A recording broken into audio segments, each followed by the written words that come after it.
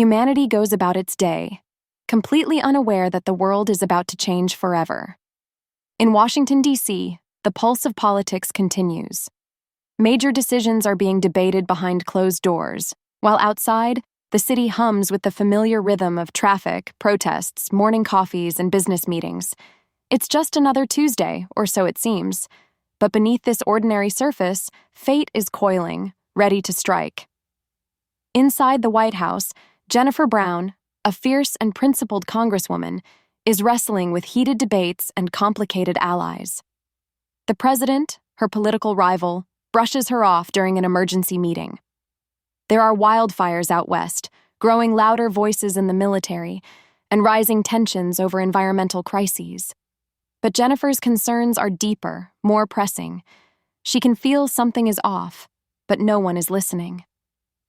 Meanwhile, halfway across the city, her daughter, Hero Brown, a tough, disillusioned paramedic, navigates a very different world. She's in an affair with a married man, her boss at the firehouse, and the guilt is catching up to her. Hero drowns it out with booze and snark, but the weight on her shoulders is growing. She confides in her best friend Sam, but it's clear she's spiraling. She's stuck, longing for something more, or maybe just for a way out. Yorick Brown, Jennifer's son, is a struggling escape artist. Literally. He spends his days performing street magic, and his nights chasing after Beth, the woman he loves. Beth, however, is planning to leave for Australia. And Yorick, in classic Yorick fashion, decides now is the time to propose. With a ring, a monkey named Ampersand, and a heart full of naive hope. Beth hesitates, and Yorick is left dangling, literally and emotionally. That night, storms gather. The mood shifts. There's something strange in the air. As the sun rises, the world remains blissfully unaware. Then, it begins. Men start collapsing, everywhere. In offices, on construction sites, in cars, in their homes. Pilots drop dead mid-flight. Drivers lose control on highways, heartbeats stop, blood spills. Panic explodes in hospitals, phones ring endlessly, newsrooms descend into chaos. And just like that, within hours, half of the world's population, every biological male, lies dead. But somehow, Yorick wakes up, groggy, confused, still alive. So is Ampersand. They're the only known male mammals left. Jennifer, reeling from the horror, is thrust into power when the president and nearly the entire male-dominated cabinet die. As the highest-ranking surviving official, she becomes the new president of the United States. She barely has time to process this when she's airlifted to a secret location for national security. The world is collapsing, and she's suddenly the one expected to lead it. Cities burn, trains derail, planes crash, hospitals overflow, communications fail. The internet, reliant on a male-dominated infrastructure, starts to sputter out. Panic breeds violence. Looting spreads. Governments fall. And in the middle of this unprecedented catastrophe, survivors scramble to piece together what's happened and what to do next. Hero finds herself stranded. The man she was sleeping with, her boss, dies horribly right in front of her.